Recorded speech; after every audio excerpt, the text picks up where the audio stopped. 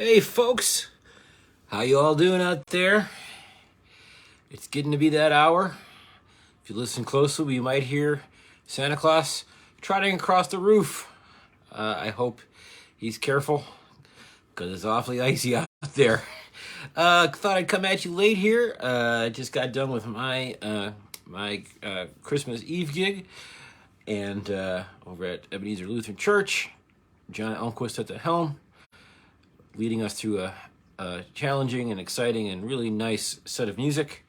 Next time I'm taking a drum solo, I'll be sure to know how many bars is going and not add a set of repeats in my mind. Other than that, I think I did pretty good. It was good to see some of my friends out there. We were playing. Always fun time. Michelle is about ready to go to bed because she has a service in the morning that she has to sing on. So I figured, why not come at you here with, well, guess what? A little early, my whiskey experience of 2022.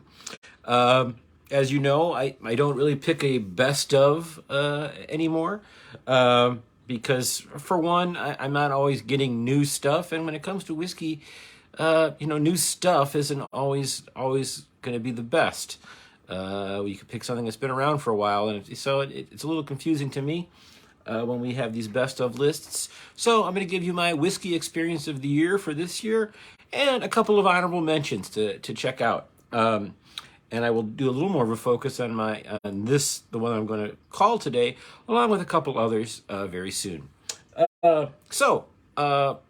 Today, I know, here in Chicago, and I know I feel like we kind of got lucky here in the Chicagoland area because it's only temperature we're really dealing with. The snow was not as bad as it was supposed to be. And I figured I'd come at you here. I got my Christmas bottle back here. You can see. Doing something a little differently today. I'm doing it off the iPhone, and I have it turned right so I can't see the screen, but I have it streaming to my TV. Living room TV, so I can see what I'm doing, but it's all backwards. But the print is forward. So anyway, let's go through some honorable mentions here before we get into my whiskey experience of the year. Honorable mention, which was something that really knocked me out, but a very safe and pedestrian choice, although there's nothing wrong with that. It's going to be Compass Box's Orchard House. I think this might be the first time I've ever prominently, end of the year kind of stuff, have talked about a blended Scotch whiskey. This is a malt blend or a vatted malt, however you want to say it. Orchard House by Compass Box is, again, a blend of, I think it's 3, maybe more, single malt scotches. So that's what it is. There's no other grain in here, so it's a vatted malt, or now what they call a malt blend. Orchard House runs about $50. If you are not a big fan of blended Scotch, but you want to check something out that is just fruity, you would think this is a Speyside single malt, hands down one of the best drams I had this year. Kind of surprised. Michelle and I bought it, and we really like it. Lots of different single malts are in here, and just this little touch of peat in there. But that's my honorable mention. The other one, honorable mention, which was very close to being my period pick of the year, and if I was going to say what my favorite was going to be for the whole year, just like the favorite dram, it would be Ledaig 10, which also happens to be the very first dram or first bottle that I bought in the new year. Ledaig 10 is a Isle of Mull product from the Tobermory distillery. This is one of these peated Scotch whiskeys. It's not from Islay. Okay, this is Isle of Mull. Ledaig 10. If you have not had this and you're a fan of peated Scotch, you want to try something a little different. B, not owned by a humongous conglomerate. That means that they've all of a sudden jacked up their prices 40%. Talking to you, Lagavulin, and others. Ledaig 10 is great. It looks like Ledaig, Ledaig 10, but it's pronounced Ledaig. Okay, wonderful stuff. There's not a drop of color in there. Unchill filtered. Just this 10-year. Oh, so good.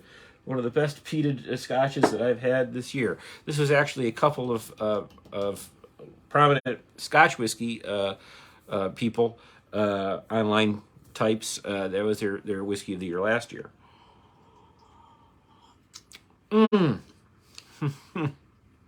That's not what I'm drinking right now. Let me tell you about my experience of the year before I pull it up.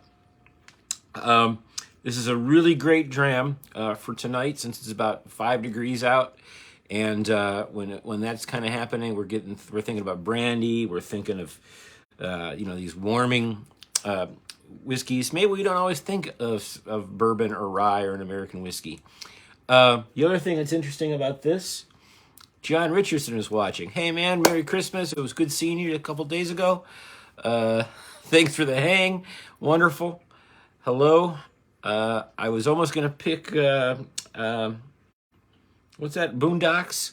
That was another good one. But the one I have for you is by far my favorite whiskey experience of the year. So anyway, I was saying 5 degrees. It's cold. I'm in my cap and I don't have a kerchief. We got my flannel on, even down here in the front room. Or as we say here in Chicago, front room. It's a little nippy, so you need something that really sticks to the ribs and really hits you. This whiskey that I'm picking for this year as my whiskey experience hit me completely opposite day. One of the warmer days of the year. I was over at my friend Damian Espinosa's house. Both Michelle and my friend. Wonderful musician, also a great composer who has a couple contributions to Michelle's latest record. And unfortunately, because of some heat issues here, and also I was a little under the weather, I was trying to protect myself, we were not able to make his ravioli party. And if you look at me, I look like a walking ravioli. I can't believe I missed it. Anyway, I was over for his son's graduation party. That was in the summer. It's pretty warm out. I remember that. And we took a little break from entertaining. He took me downstairs. He's like, try this. I got this. I don't know if you'll like it. Very different. And that was from Barrell. What is this? Barrell Craft Spirits. This is Barrell's Seagrass. Barrell's Seagrass is my whiskey experience of the year for 2022. I was debating it. A couple of things this year. I didn't quite get as many things just because of time, money, all that kind of stuff. Wanted to kind of hold back and enjoy what I already owned. But this one, when I had this over at Damien's house, really blew me away, and I had to get one right away. What is this? Okay, so this is, for all intents and purposes, a rye, okay? Now, the Barrell Craft Spirits Company, that's what it's called, Barrell Craft Spirits, is not a distilling company. They are a producer, which means that they're going to be mostly purchasing product and then putting some spins on it in blends, okay? This happens all the time. We don't know from bottle to bottle what they're buying or whatever. Does not matter, because this is some of the most interesting stuff out there. Barrell does stuff with bourbon. They do stuff with rum. That's their thing, okay? Purchasing something, purchasing a whole group of some things, and finding some interesting ways to blend it and or age it. In this case, it's about as interesting as it gets. This is rye whiskey, and I know that this is Canadian rye whiskey, not anything made in Kentucky or Indiana or in the East Coast. This is Canadian rye whiskey, finished in Martinique rum, Madeira, and apricot brandy barrels. Okay? Martinique rum is well known for in Martinique. I guess they use pure sugarcane for that rum. That's a rum that would be spelled R-H-U-M. I stole that line from Fred Minnick, the great bourbon writer and personality. Madeira, which is a fortified wine, which is wonderful. And I think we all know what apricot brandy is, okay? If it's 5 degrees out, you're walking around and you see a St. Bernard walking around with a big barrel around its neck. It's probably got apricot brandy in there. If you see one, you know what? We might. I don't know if we're going to see that in Chicago, but if you see a St. Bernard with a big barrel around its neck, expect apricot brandy. So that's what they have done. They have taken this Canadian rye whiskey and aged it in 3 different types of barrels: a Martinique rum barrel, Madeira, and apricot brandy.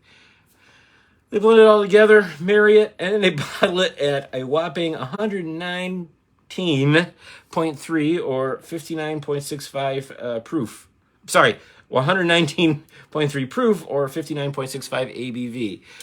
So maybe I've already had a little bit of this.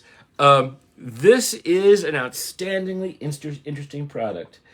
I cannot recommend more on a cold night that you are out playing in a somewhat cold church and walking around in 5-degree weather.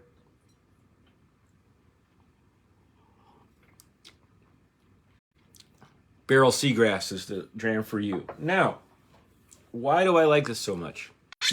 Well, the first thing is finish aging with Scotch whiskey. I mean, that's been going on for years and years and years. It's the whole thing. It's kind of what Scotch whiskey is all about. Summer, if you're still watching, hey, say hi to Corey for me. But in American whiskey, this is, I don't want to say new, but it's relatively different. And due to labeling regulations, kind of with bourbon, it kind of changes the bourbon is supposed to be aged in just brand new oak barrels. So when you start getting this aging, you have to turn it over to changing it from the name bourbon to whiskey, things like that. This is technically a rye, so we don't have to worry about that, okay? Barrell Craft Spirits, check them out. I might even put the link up underneath this. They're doing lots of great stuff. So much so that I'm not the only one that's singing their praises. Just got my Whiskey Advocate, and their top 20 of the year. And look at that. Not this one, but their Barrell Vantage Bourbon is right there, number 3. Also notice what's number 4, which I just talked about last week. The new version of Dewar's 12. So there you go. All right. I didn't get as many of these 20 here as one might think. But actually, I do have a couple of them. So there you go. We'll talk about that another time, too. Gets back to Barrell Seagrass. So this is our rye, right? So we're going to nose this. Then we're expecting that kind of ryegrass, kind of, I don't know, that little spicy, peppery note that all rye had. Nope, it's not there, okay? The aging of these 3 different things, this rum cask and Madeira, especially apricot brandy, has totally changed this around. On the nose, we get the brandy right away. I get a little bit of like candy, sweet and sour candy.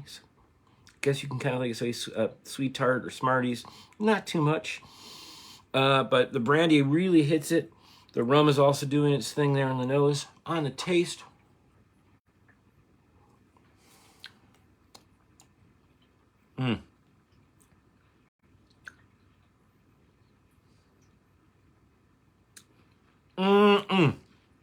This has got everything that you already know that I like. You know if something's is overly sweet, it's out the window, okay? That's the only place I show restraint when it comes to sweetness is here. Or when I'm, talking to my wife. Wait a minute. No, that doesn't make sense. Michelle? She already went to bed. Don't worry about it. It'll make sense at another time. You get a little bit of that rye pepper, but for the most part, this one is totally unique. Get a little bit of rye in the front, but it's taken over by the rum and the apricot brandy. It's just all there. In addition to what's there, on the finish, you get a little bit of the more breakfast spice kind of things, caramel, stuff like that. Nothing overpowering. The finish starts to get a little bit more apple, but not red apple, like green apple, real, ripe, or wait, is that what I'm going to say? Yeah. Fresh, crisp. It has the unique character of feeling kind of thick in the beginning.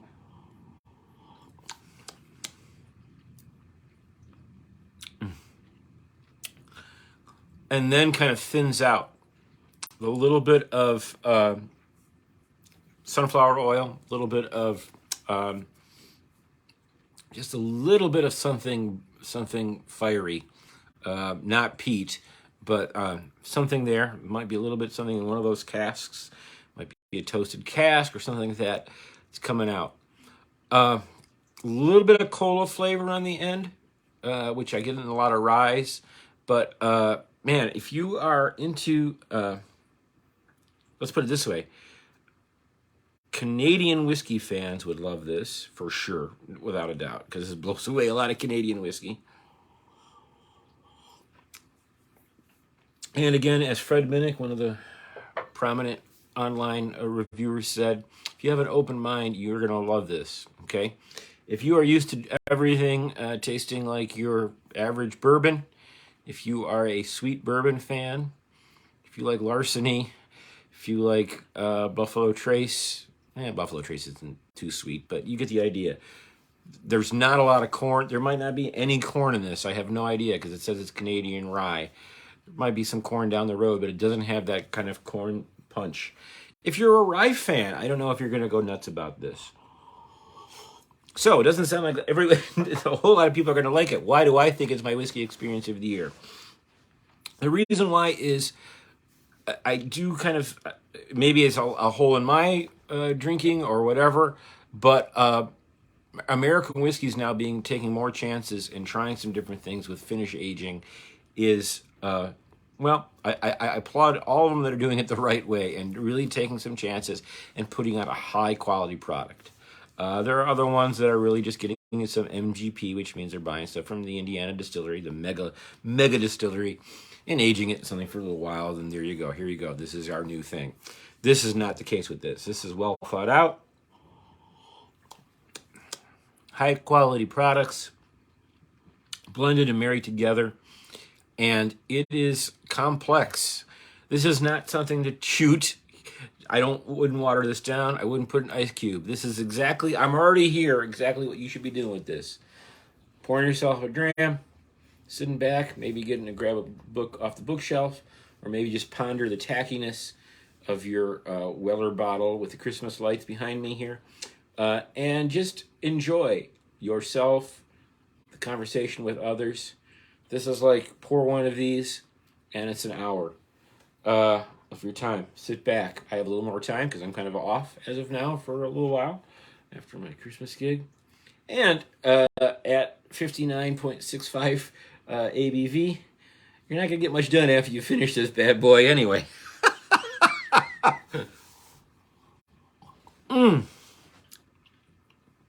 There you go. As you can see, I'm just taking a little sip of this. Every time I'm hitting it, there's just a little bit more. I'm going to pour just a little bit more. Let it sit as I talk to you. And I'll tell you about the honorable mentions just real quick. So, let that sit. Get a little time in the glass. Orchard House. If you've heard of that, or Compass Box, I should say. If you've heard of that brand, Compass Box is one of the preeminent, real popular blended Scotch whiskey producers. They are not making cheap stuff. Their cheapest one is called the Artist Blend, I think, at about $30-some. Good, very pedestrian. We had a bottle, kind of used it at the end. We didn't finish it. We kind of, at the end, mixed it with some other stuff into my Infinity bottle. Good stuff, but this Orchard House is just so good. Orchard House is the best way to explain it. It's fruity like a Space Side. It's got a little bit of floral. Kind of reminds me of,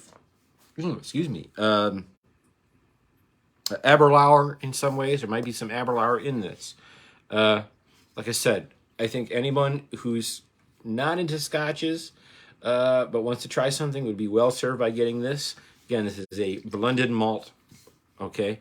Meaning they're buying only single malts, meaning it's only malted barley, and they're blending it, and there might be one little peated one in here. I got my expensive contacts in, so I mean I can't read the fine print, unfortunately.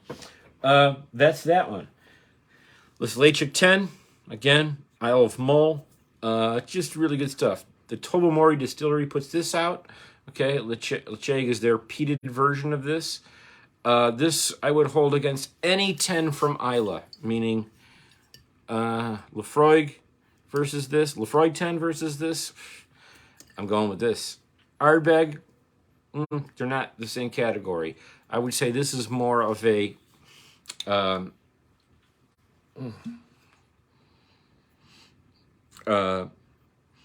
This gets closer to the Lafroig sherried cask type stuff, okay?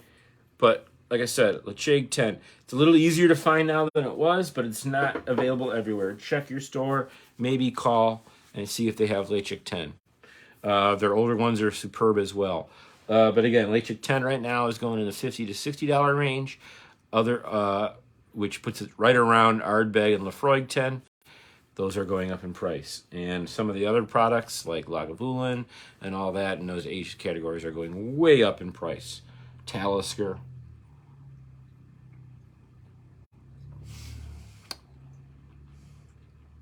Oban.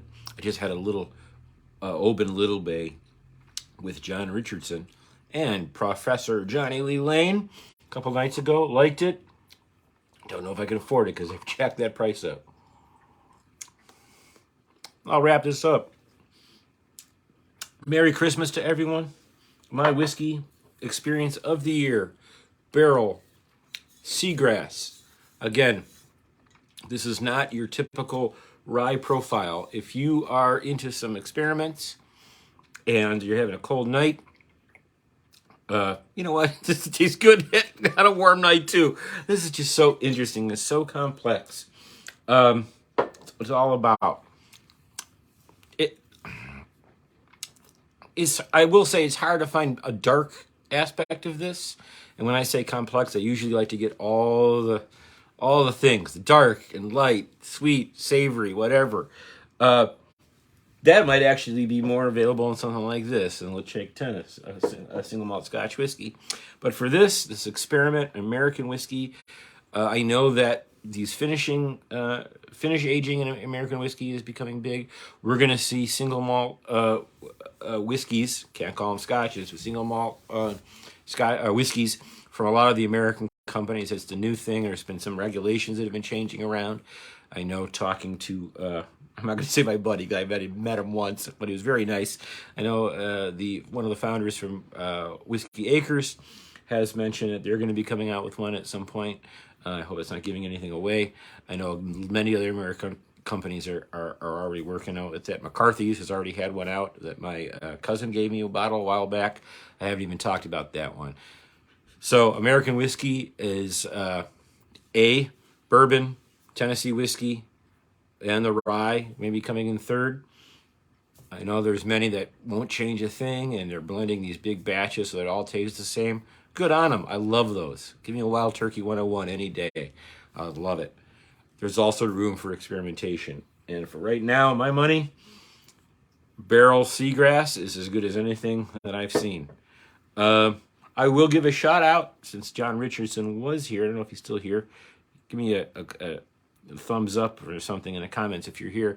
That in contention for Whiskey Experience of the Year was the Boondocks bourbon, which for the same reason had this kind of experimental vibe to me that was really quite a bit different. And again, I don't know that I'm going to be getting into a lot of things, or I'll bring up something as a new experience if it tastes exactly like every other bottle that I've had before.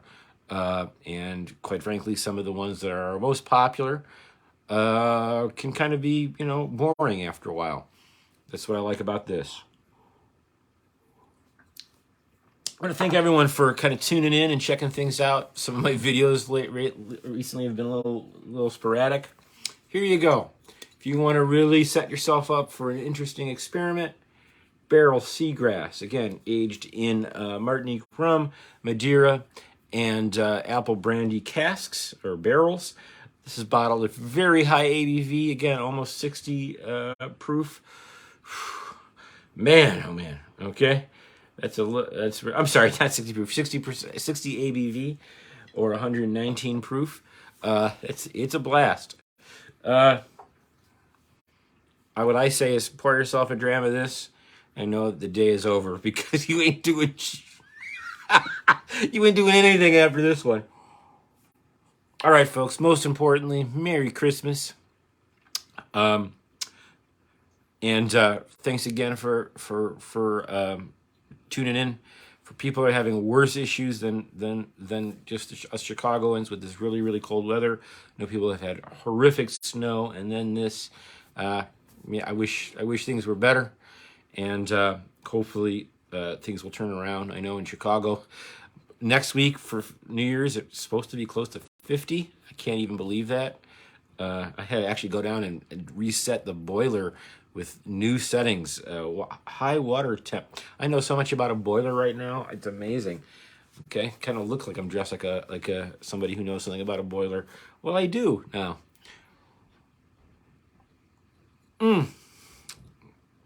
There you go. Barrell Seagrass. Enjoy, folks.